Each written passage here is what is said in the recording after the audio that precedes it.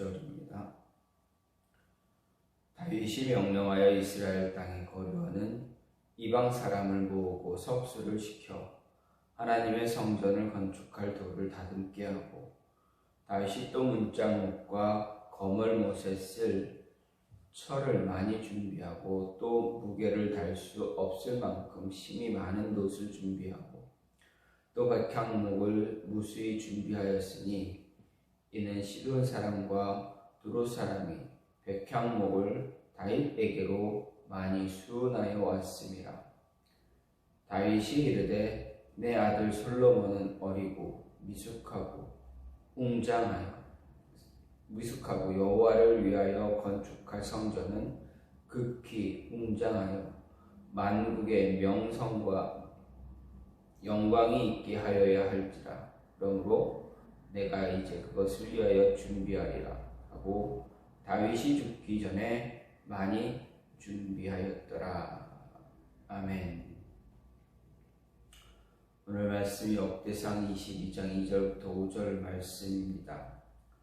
오늘 말씀은 다윗이 성전 건축에 필요한 재료를 준비하기 시작하는 것을 볼 수가 있습니다. 즉, 다윗은 이스라엘 땅에 살고 있는 이방 사람들을 모으고 이제 석수, 돌을 다듬는 사람들을 시켜서 성전을 건축할 돌을 다듬게 합니다.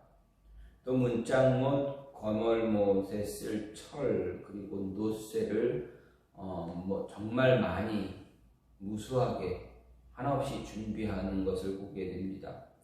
또 시돈 사람과 두로 사람을 통해서 레바논의 백향목을 가져옵니다.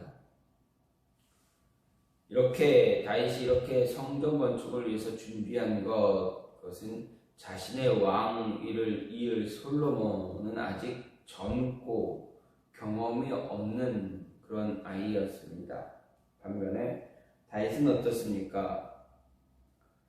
는 경험이 있고 지금 이스라엘을 다스리고 다윗의 말에 명령에 백성들이 잘 따르는 그런 모습을 갖고 있기에 다윗이 이렇게 성전 건축을 위해서 준비하고 있는 것입니다. 그리고 이렇게 준비하는 이유는 자신의 왕위를 이을 솔로몬이 아직 어리기 때문입니다. 혹시라도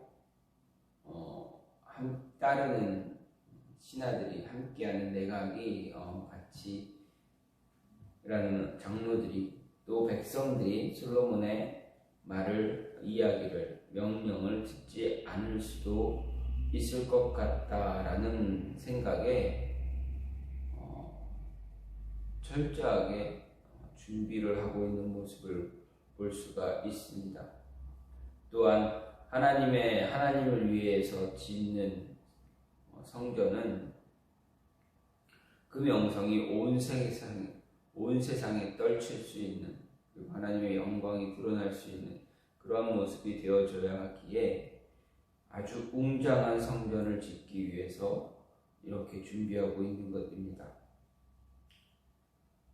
그런데 어떻게 보면 다윗의 마음 참 안타까울 수도 있습니다. 왜 그렇습니까? 하나님을 향한 마음이 너무나 컸고 하나님을 향한 사랑이 너무나 컸기 때문에 그렇습니다. 그래서 먼저 다윗이 자신이 성전을 건축하고 싶은 마음을 많이 있었지만 하나님은 그것을 허락하지 않으셨습니다. 그리고 밧세바의 간음 사건, 압살롬의 반역 사건으로 인해서 신앙의 침체기가 찾아오기도 했습니다. 또 이런 신앙의 침체는 다윗으로 하여금 교만한 마음을 품고 인구조사를 실시하게 하는 원인이 되기도 했습니다.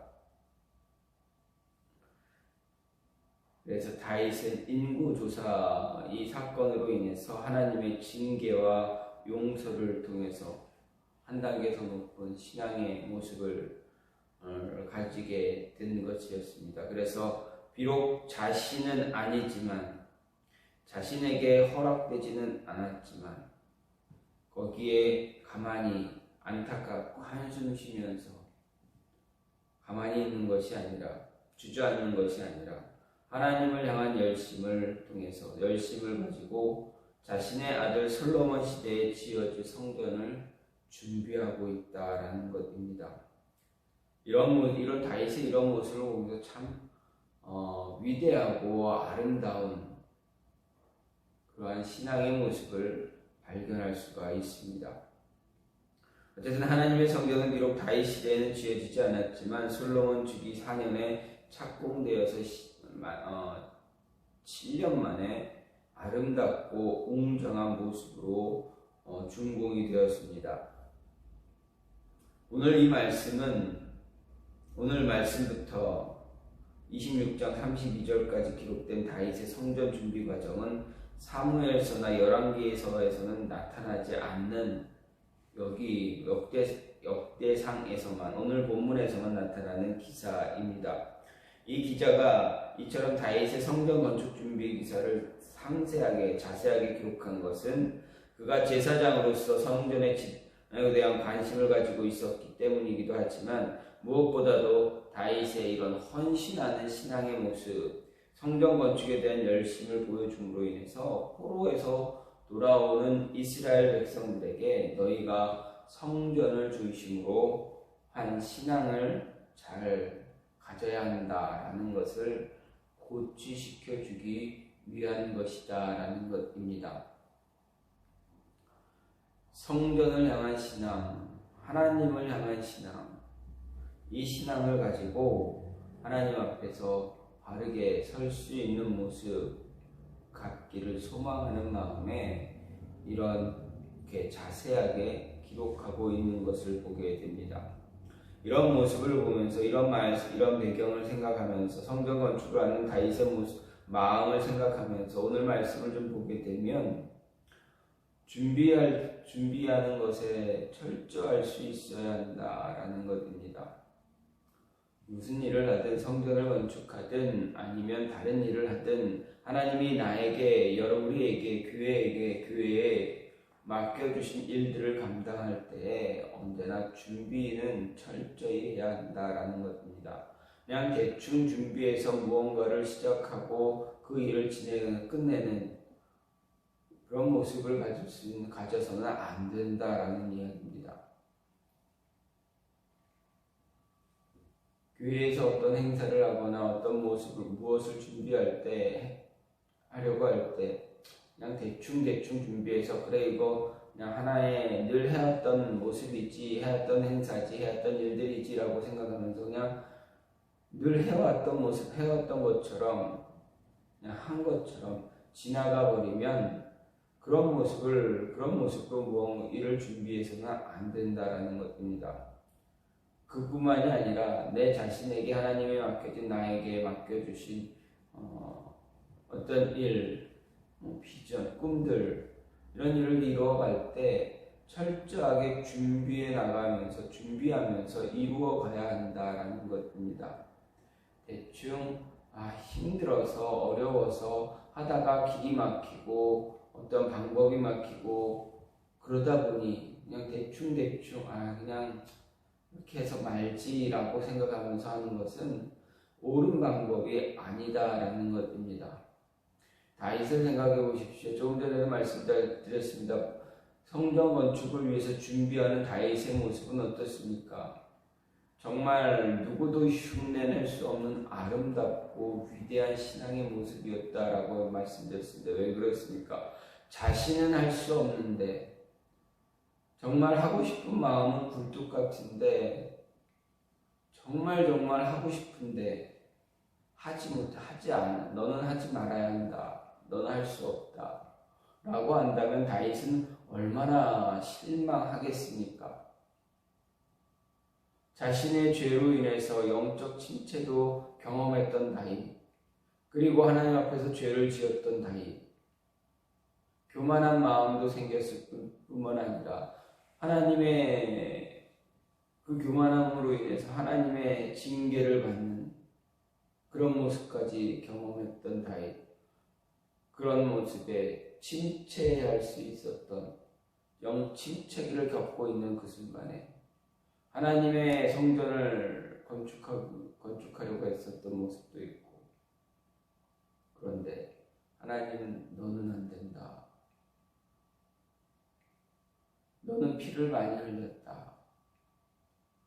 그 이유로 인해서 성전, 하나님의 전을 건축하고 싶은 그 마음이 좌절되었을 때 얼마나 힘들었겠습니까? 마음이 얼마나 착잡했겠습니까?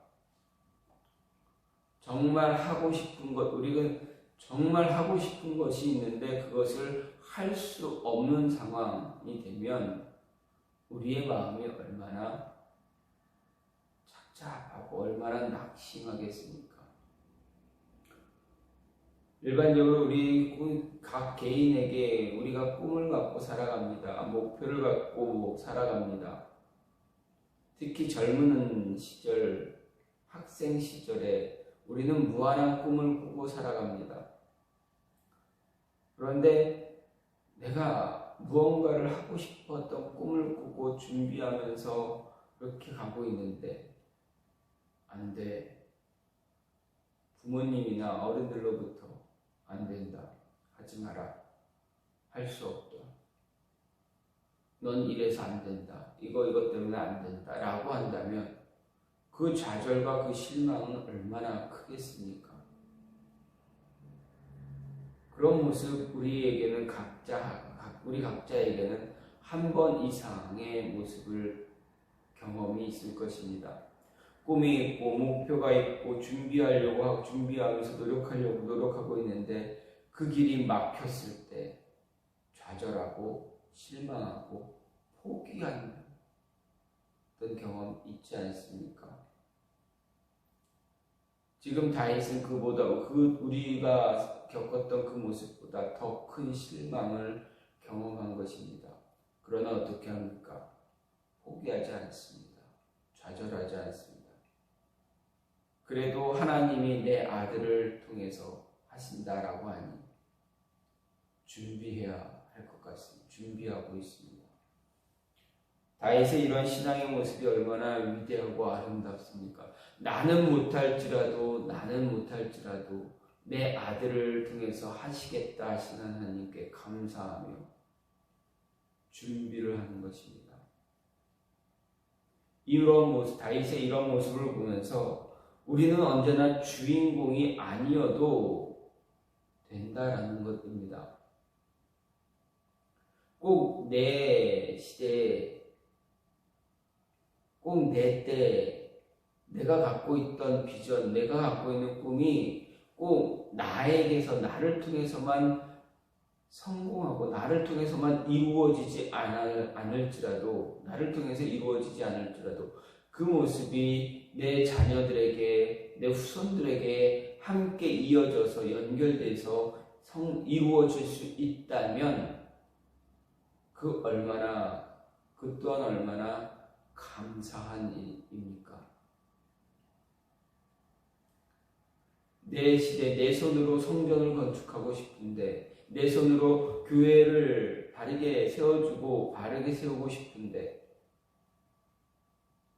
그건 안 될 것 같고 현상을 보니 안 될 것 같고 그런데 어떻게 됩니까? 그래, 꼭